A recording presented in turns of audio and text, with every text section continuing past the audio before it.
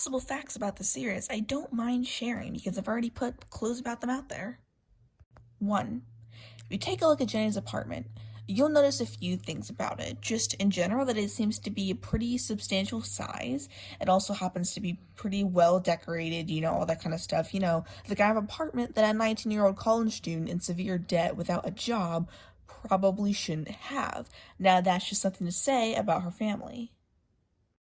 2. Now, you might be thinking that since Lincolnelle's a ghost, that has something to do with the fact that she looks like she's 6 years old. But the thing is, she didn't die at 6 years old. She actually explicitly says that she was over 100 years old when she died. 3. When Blake says he's 35, Skeel does not object, suggesting that the two of them might be from the same reality because they tell time the same. Now, enough of the theories, on to just some quick facts. 1. Circletown was actually given its name not by the huge circle allegedly drawn around it to keep reality beings inside and humans out, but actually because there is a giant circle in the center of town standing on its edge, acting like a portal to bring people from other realities into town.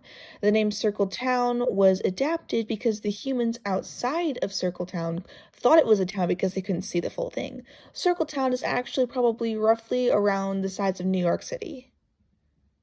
The quote-unquote special humans, the only humans that are allowed to enter the circle or get inside the circle, actually all have pointy ears. That's kind of like a telltale sign that it's a special person. Now, to be fair, there are some regular humans with pointy ears, but most of the time, if they have pointy ears, they're a kind of special human.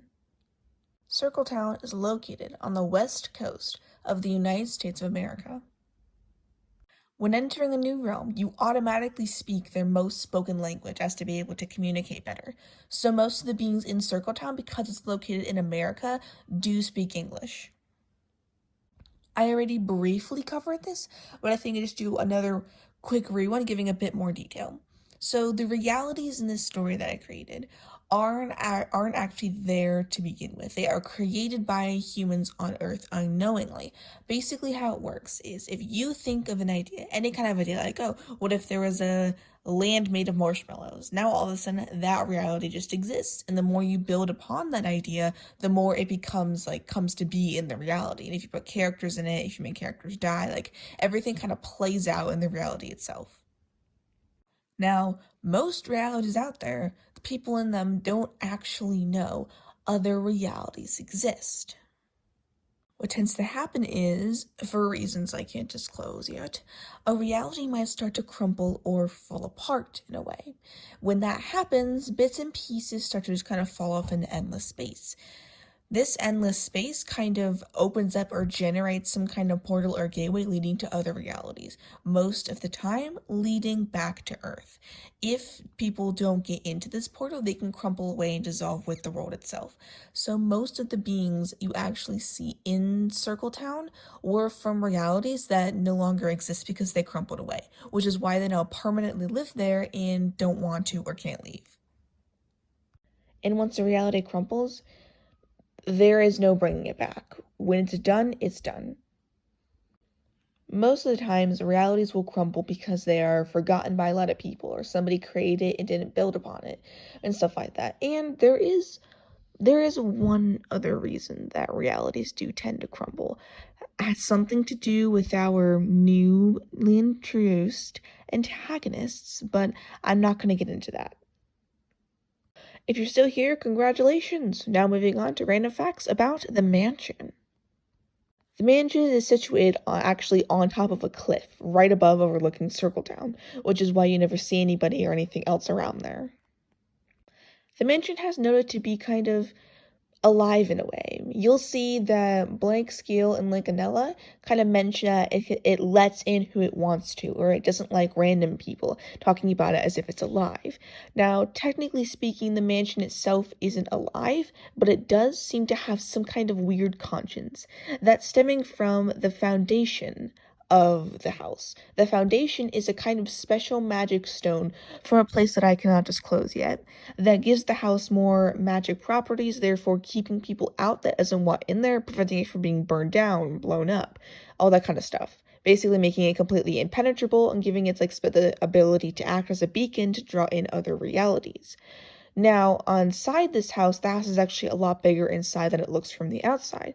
Inside this house are a whole bunch of rooms, like hundreds and hundreds of rooms. The problem is that most of these rooms can only be accessed by the watcher and only accessed if the house lets you. For instance, you'll see in the last episode I uploaded, Blake actually said, hey, here are some of the rooms that we have right now. And then Jenny's like, wait, the house looked bigger. And he's like, well, yeah, but we can't get into the interior rooms because the house won't let us. Only the watcher can get to those rooms. Which means that right now you have the basic necessities needed for survival because they're watching the house. But there are actually a lot more rooms in the interior with a lot more scary and or disturbing secrets to be uncovered. There's also the fact that the house likes to shift. Now, the exterior of the house, like towards the outer edges of it, doesn't really shift that much. You'll see because Blake can show Jenny where everything is, which wouldn't happen if it shifted. However, the interior of the house does like to shift and move. For instance, you might walk down a hallway and open a door to your right one day and it's an alchemy lab, but the next day you walk in the same direction and there's no hallway there. So you walk to the left and open a door and the alchemy lab's there now. Or it could be a completely different room. Or even the hallway's still there. You walk, open the door to your right, and now it's some kind of library. The house tends to shift and move all around as to, apparently, according to my sources, protect something towards the interior of the house. Well, I just retook like a bunch of those things. So, if you enjoyed the video, make sure to let me know in the comments. And if you have any questions you would like me to answer, go ahead and ask me. I won't guarantee that I'll be able to answer them because I don't want to give away all the interesting information. But just know that I am planning to stick with this and have some big plans for this series.